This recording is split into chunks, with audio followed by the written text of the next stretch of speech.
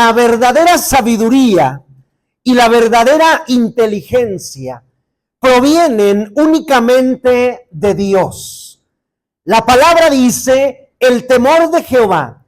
Ese temor que menciona Proverbios 9:10, no es temor de terror, no es temor de miedo, es temor de obediencia, de respeto, de fidelidad, de lealtad.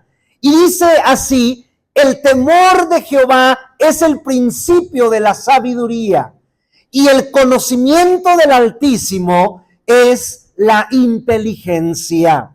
Muchas personas en este mundo son muy sabios y muy llenos de conocimiento. Hay muchas personas que sobrepasan la inteligencia de muchos de nosotros. Y esas personas, por su preparación, por su experiencia que han tenido en el mundo, se vuelven ignorantes muchos de ellos al momento de rechazar a Dios, al momento de no querer nada con Dios. Para quienes no quieren nada con el Evangelio, con la buena nueva, Dios es un estorbo para su estilo de vida. No quieren conocerlo, prefieren simplemente ignorarlo. Pero aunque el mundo quiera ignorar a Dios, Él sigue estando con sus brazos abiertos, con amor y con misericordia, para recibir, para perdonar, para salvar, para restaurar todo aquel que le busca. El mundo lo rechaza, pero Cristo sigue con sus brazos abiertos. Nosotros, sus hijos, hemos creído que Dios es nuestro Salvador, que le hemos recibido por la fe en nuestro corazón. Pero si no lo conocemos, si no tenemos el conocimiento de su palabra, estamos expuestos a muchos peligros, pues nos volvemos al igual que a los que tienen mucho conocimiento en el mundo y rechazan a Dios, confiados en nuestro propio conocimiento, en nuestras propias ideas, en nuestras propias capacidades y no confiamos en Dios. Surge una pregunta: ¿puedo tener a Cristo en mi corazón y no conocerlo verdaderamente? ¿Puedo tener a Cristo en mi corazón y no conocerlo verdaderamente? Sí. Sí podemos tener a Jesús como nuestro Salvador, pero no podemos conocer su propósito sobre nuestra vida, su voluntad, su carácter, su doctrina. Podemos venir al templo, podemos cantar, y no por eso quiere decir que nosotros verdaderamente le conozcamos. Veamos lo que nos dice la palabra de Dios, lo que nos enseña sobre los peligros de la falta del conocimiento de Dios. Peligros de la falta del conocimiento de Dios. Para esto, ¿cómo se obtiene el conocimiento de Dios? El conocimiento de Dios se obtiene únicamente a través de la palabra de Dios. No hay otra fuente, no hay otra forma de cómo adquirir el conocimiento de Dios. La única fuente del conocimiento de Dios es la palabra de Dios. Entre más leamos la palabra de Dios, más el consejo, más el propósito y más la voluntad están en nosotros. Entre más la leamos. Pero ¿qué produce la falta de conocimiento? ¿Qué produce esa falta de lectura? ¿Qué produce esa falta de comunión con el Señor? ¿Qué produce esa falta de estar ahí cuando Dios requiere que estemos? ¿Qué produce? Veamos lo que nos enseña la palabra de Dios, de lo que produce la falta del conocimiento de Dios. Número 1, Isaías 5:13.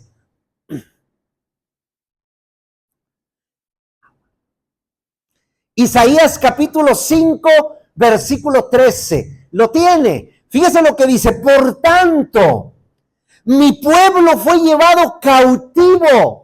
La palabra cautivo es una persona que se encuentra esclavizada, que se encuentra preso.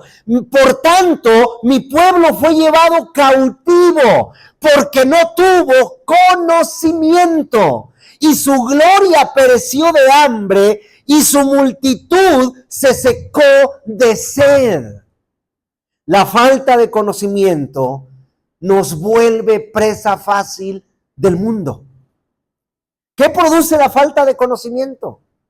La falta de conocimiento nos vuelve presa fácil del mundo. El pueblo de Israel, por su falta de conocimiento, dice la palabra que fue llevado esclavizado, fue llevado cautivo. Asimismo, todo cristiano que no conoce verdaderamente a Jesús es fácilmente llevado presa por sus pensamientos, es fácilmente llevado presa por la influencia del mundo, de los amigos, de la familia. Es fácil llevado presa por las artimañas del enemigo, aquel que no lee su palabra, aquel que no tiene comunión con Dios, aquel que conoce a Dios, pero no le sigue verdaderamente.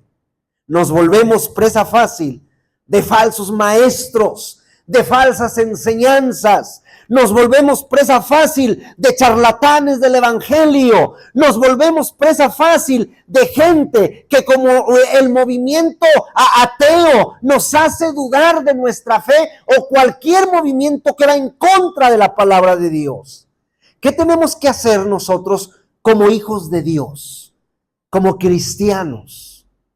¿Qué tenemos que hacer? Lucas 1, del 1 al 4. ¿Qué tenemos que hacer como hijos de Dios? Es mucha. ¿Dónde la voy a poner?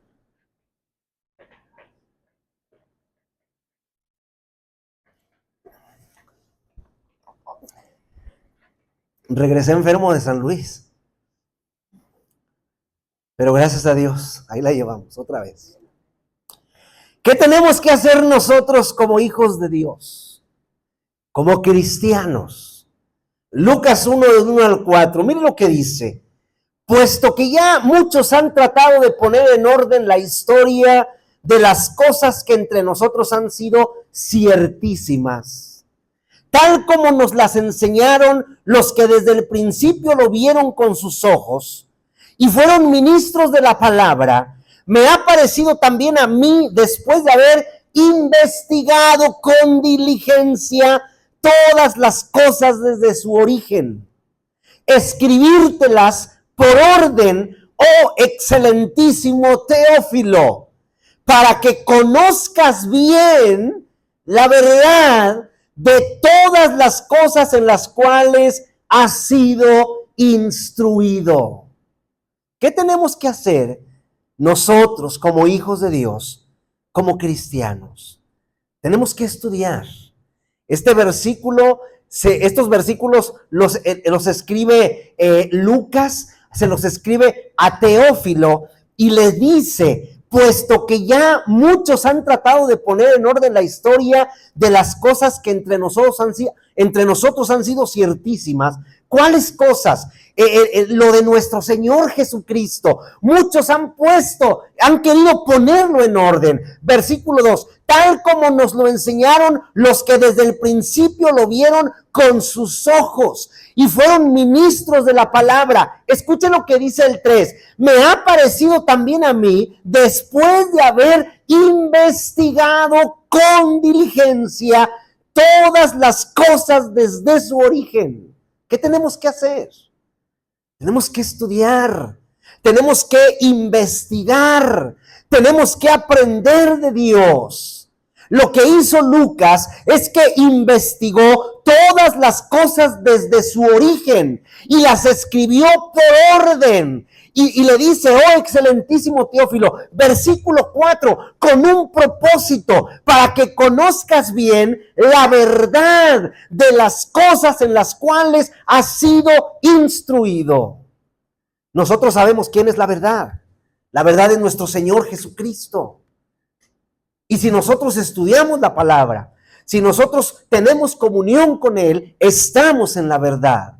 Estudiemos, investiguemos, aprendamos de Dios, creámosle a Dios. Ya no seamos presa fácil de cualquiera. Aprendamos a ser como los hermanos de Berea. Eran nobles y su nobleza, mire lo que hacían. Hechos 17:11. En su nobleza, mire lo que hacían. La palabra noble significa que actúa de buena fe, sin ninguna maldad o doble intención. Y mire lo que dice Hechos 17:11. Estos eran más nobles que los que estaban en Tesalónica, los hermanos de Berea, pues recibieron la palabra con toda solicitud, escudriñando cada día las escrituras para ver si estas cosas eran así.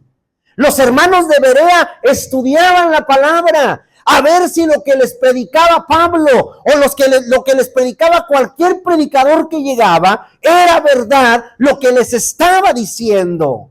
Su nobleza las llevó a los hermanos de Berea a ser estudiosos de la palabra. Una persona con corazón sincero quiere ser enseñado para saber defenderse y dejar de ser presa fácil de cualquiera que quiera desanimarlo, tirarlo. Solo que su defensa será como lo dice la palabra de Dios. No con gritos, no con empujones, como lo dice la palabra. Primera de Pedro 3:15. ¿Cómo lo dice la palabra de Dios? No enojándose, porque muchas de las ocasiones platicamos con alguien que está en contra de lo que nosotros creemos y terminamos enojándonos. Terminamos tristes porque no sabíamos lo que nos estaba diciendo. Y mire cómo tiene que ser nuestra defensa. Primera de Pedro 3:15. Sino santificad a Dios el Señor en vuestros corazones. Y estad siempre preparados para presentar defensa. ¿Cómo tiene que ser el presentar la defensa? Tiene que ser con mansedumbre, con reverencia ante todo aquel que os demande razón de la esperanza que hay en vosotros. No se enoje, porque acuérdese que el que se enoja, pierde. No se enoje. Presente defensa con mansedumbre, con reverencia ante todo el que le mande razón de la esperanza que haya en usted. Pero para eso se requiere estudiar, leer la palabra de Dios, meditarla, escudriñarla, leerla, porque ella nos va a dar lo que necesitamos para estar preparado para cuando se nos requiera, y no precisamente para que cuando llega un grupo y nos predique en contra, sino cuando llegue un problema, cuando llegue una enfermedad, estar preparados con la palabra para poder nosotros salir adelante confiando en nuestro Señor bajo cualquier circunstancia. Recuerde que ella es pan que alimenta nuestra vida. Recuerde que entre más la estudiamos, más conocemos quién es Dios. Y recuerde lo que dice Romanos 10:17, que la fe viene por el oír, y el oír por la palabra de Dios. ¿Quiere más fe? Lea más la Biblia. Número 2, Oseas 4:6. Oseas 4:6. Este es un versículo muy conocido. Oseas 4:6. Mire lo que dice la palabra. Mi pueblo fue destruido porque le faltó conocimiento. Ahora escuche lo que dice después del punto. Por cuanto desechaste el conocimiento. El pueblo fue destruido porque le faltó conocimiento. El problema no estaba en el maestro. El problema no estaba en la escritura. El maestro ahí estaba, la escritura ahí estaba, las armas de guerra ahí estaban. El problema estuvo en que el pueblo desechó el conocimiento. No quiso conocer. Entonces Dios le dice, yo te echaré del sacerdocio y porque olvidaste la ley de tu Dios, también yo me olvidaré de tus hijos. La falta de conocimiento, número 2, destruye la vida. El desconocimiento de la voluntad de Dios para mi vida me lleva a la destrucción. No saber que hacer X cosa es pecado me lleva a la destrucción. No saber que decir X cosa es malo me lleva a la destrucción. No saber que tener pensamientos no adecuados es malo me lleva a la destrucción. Las personas han sido y están siendo destruidas, no solo por falta de conocimiento, sino porque rechazan conocer a Dios. Por lo tanto, lo que estaba sucediendo a Israel está pasando al mundo entero hoy, en este tiempo. No quieren conocer a Dios. Para muchas personas, Dios es algo obsoleto. Para muchas personas, Jesucristo es algo pasado de moda. ¿Por qué desechamos el conocimiento? ¿Por qué? ¿Por qué se desecha el conocimiento de la palabra? Jeremías 4:22. Jeremías capítulo 4, versículo 22. Mire lo que dice la palabra de Dios. ¿Por qué se desecha el conocimiento? Jeremías 4:22 dice, porque mi pueblo es necio, no me conocieron, sus hijos ignorantes y no son entendidos, son buenos para hacer el mal, para andarse peleando, para andar discutiendo, para andar enojados, pero hacer el bien, ¿qué? No quisieron, no supieron, porque desecharon el conocimiento. Dios dice, mi pueblo, lo que es de mi propiedad, lo que me pertenece, dice Dios, es necio. No me conoce, es ignorante, es no entendido. Note la forma en que habla el Señor. Y podemos hasta sentir el corazón de Dios desgarrado cuando dice esto. Se puede ver un corazón triste, se puede ver un corazón lleno de dolor, se puede ver un corazón que no era lo que él quería, sino que no era lo que él quería porque lo estaban desechando, no era lo que él deseaba, no era la creación que él quería y estaban desechando a su creador. La palabra de Dios habla mucho en cuanto a la ignorancia en las Escrituras. Habla mucho la palabra de Dios en cuanto a la ignorancia de las Escrituras. Note los siguientes pasajes. Por ejemplo, Isaías 1:3. Escuche lo que dice Isaías 1:3. Dice, el buey conoce a su Señor y el asno el pesebre de su Señor. Israel no entiende, mi pueblo no tiene conocimiento. Comparando al pueblo con un animal y diciendo, el animal conoce a su Señor. El buey, el burro, el mulo, sabe quién es su dueño. Y mi pueblo no me conoce. Oseas 13:9. Oseas 13:9. Escucha lo que dice. Te perdiste, oh Israel, mas en mí está tu ayuda. ¿Por qué se perdieron? Por falta de conocimiento, por no querer hacer la voluntad de Dios. Jeremías 2:8. Escuchen lo que dijeron los sacerdotes, los encargados de enseñar al pueblo, los que se encargaban de ir delante de Dios y de llevar al pueblo a Dios y de atraer a Dios al pueblo. Jeremías 2:8. Escuchen lo que dice la palabra de Dios en este pasaje. Jeremías 2:8. Los sacerdotes no dijeron, ¿dónde está Jehová? Y los que tenían la ley no me conocieron. Y los pastores se rebelaron contra mí y los profetas profetizaron en mi nombre, en nombre de Baal, y anduvieron tras lo que no aprovecha. Fíjese todo lo que lleva al desconocimiento de Dios.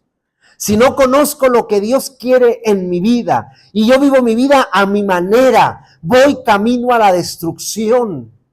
Somos destruidos fácilmente, pues cuando viene la prueba, cuando viene la dificultad, no sabemos qué hacer, porque no tenemos palabra, no tenemos conocimiento en nuestra mente. No le consultamos a Dios y pagamos las consecuencias.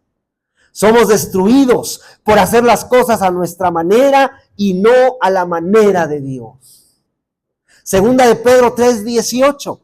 Segunda de Pedro 3:18. Mire lo que dice la palabra de Dios. Segunda de Pedro 3:18. Dice, antes bien, creced en la gracia y creced en el conocimiento de nuestro Señor y Salvador Jesucristo. A Él sea gloria, ahora y hasta el día de la eternidad. Amén. Creced en la gracia, pero también creced en el conocimiento. Aprendamos de Dios. Nos conviene conocer a Dios, porque cuando le conocemos y sabemos de Él, sabemos de su propósito para nuestra vida, en lugar de ser destruidos, somos bendecidos. Porque sabemos cuál es el propósito, sabemos por qué estamos en este mundo. Número 3, Hechos 17, 22 y 23.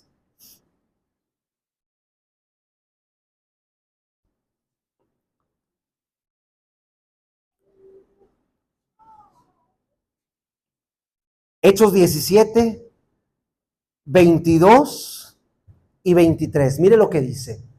Entonces el apóstol Pablo se puso en pie en medio del areópago y dijo: varones atenienses, estaba en Atenas, en todo observo que sois muy religiosos, porque pasando y mirando vuestros santuarios, hallé también un altar en el cual estaba esta inscripción: al Dios no conocido, al que vosotros adoráis, pues sin conocerle, es a quien yo os anuncio. La falta de conocimiento del verdadero Dios vuelve religioso. La palabra dice que Pablo llegó a Atenas con el propósito principal de predicar la palabra. Llegó donde se reunían los atenienses para discutir lo que ellos creían saber como algo nuevo, porque era lo único que buscaban, oír cosas nuevas. Llegó al Areópago, un lugar donde era como una concha acústica para que una persona se parara y pudieran escuchar todos, un lugar grande. Se levanta el apóstol Pablo, llama la atención. Todos los atenienses, al escuchar sobre un Dios no conocido, se acercaron para ver qué era lo que quería decir. Les dice: en todo observo que sois muy religiosos, porque pasando y mirando vuestros santuarios, hallé también un altar en el cual estaba esta inscripción: al Dios que no conocemos. Ese altar era un altar para no tener problemas, porque si llegaba un Dios reclamando su lugar y no lo conocían, los atenienses iban a decir: mira, este altar que está aquí es tuyo, no te conocíamos, por eso le pusimos al Dios no conocido, aquí está, tómalo. Y llevaban otro altar a otro lugar con la misma inscripción, por si llegaba otro Dios, para no meterse en problemas. Y el apóstol Pablo les empezó a predicar de ese Dios no conocido, al que adoraban sin conocerle, es al que yo les anuncio. Los atenienses eran muy religiosos, pero no conocían a Dios. No tenían conocimiento de Él. Lo que tenían era religión. Es muy fácil ser una persona religiosa. Es muy fácil. Es fácil asistir a la iglesia de vez en cuando. Es fácil. Es fácil sentirse bien todos los domingos en el culto pensando que estoy bien. Es fácil pensar que Dios se agrada de nosotros por el simple hecho de venir cada domingo. Es fácil pensar eso. La palabra religión es una palabra latina, significa volver a religar. O sea, significa volver a amarrarse. La religión es algo muerto, es una costumbre, es algo que se hace porque tal vez los familiares lo hacían, porque mis abuelos lo hacían, porque mis padres lo hacían. Entonces mis hijos lo harán y lo harán mis nietos por generaciones. Eso es religión. En la religión hay ciertas costumbres o ritos que la gente hace sin saber por qué lo hace. Religión es ir a la iglesia y salir igual. Alguien religioso entra a la iglesia como un pecador y sale de la iglesia a pecar más. Relación es algo vivo. Es poder de Dios. Como dice Romanos 1:19. Dice el apóstol Pablo, porque no me avergüenzo del evangelio, porque es poder de Dios para salvación a todo aquel que cree, al judío primeramente y también al griego. Cuando tenemos una buena relación con Dios, somos cambiados, somos transformados. Ya no vemos el mundo de la misma manera. Ahora lo vemos a través de los ojos de Cristo. Lo vemos diferente. Relación es ya no ser el que yo viva, sino como dice Pablo en Gálatas 2:20, con Cristo estoy juntamente crucificado y ya no vivo yo, mas vive Cristo en mí. Y lo que ahora vivo en la carne, lo vivo en la fe del Hijo de Dios, el cual me amó y se entregó a sí mismo por mí. Esa es relación. Relación es permitir que las cosas viejas pasen y permitir la entrada de las cosas nuevas. Como lo dice Pablo en 2 Corintios 5:17. De modo que si alguno está en Cristo, nueva criatura es. Las cosas viejas pasaron. He aquí todas son hechas nuevas. Esa es relación. Relación hace que la vida gire alrededor de Dios. Hace que viva para Él, hace que piense en Él, hace que le honre a Él durante los días domingo, lunes, martes, miércoles, jueves, viernes, sábado, y se vuelve a repetir durante todo el año. Mi vida gira alrededor de lo que es Dios. Relación es ya ir a la iglesia, no es un compromiso, es un gozo. Ir a la iglesia todos los fines de semana no es suficiente. Queremos más de Dios, conectarnos más con Dios, hablar con Él constantemente, hablar de Él en casa, en el templo, en el trabajo, en la calle, con los amigos. Le hablamos a nuestra familia, a nuestros compañeros. No podemos contener lo que sentimos de Dios. Es un fuego que arde dentro de nosotros. Pero si no conocemos a Dios, si no conocemos su amor, su perdón, su misericordia, esto nos lleva a poner nuestra confianza en alguien más y no en Dios. Si no conozco verdaderamente a Dios, me vuelvo un religioso sin relación. No sigamos adorando a un Dios no conocido como los atenienses. Busquémoslo, conozcámoslo, obedezcámoslo y honrémosle por siempre. Cuando uno tiene una relación con Dios, lo convierte en su amigo y en su compañero de vida. No hace nada que no esté en su voluntad y nuestra vida solamente es para agradarlo a Él. Cuando mi vida gira alrededor de Dios, entonces mi vida tiene sentido, mi vida tiene orden, porque todo es dirigido por Él. Y no tengo nada de qué preocuparme. Mi futuro está en sus manos. Todo está bien, porque lo que Dios planea para mí es bueno. Así como venga, lo que Dios planea para mí es bueno. Preocupémonos por tener una relación con Dios y dejemos que Él tome el control de todos los aspectos de nuestra vida. Y veremos que la solución es relación y no religión. Último versículo. 1 Corintios 1:9. 1 Corintios 1:9.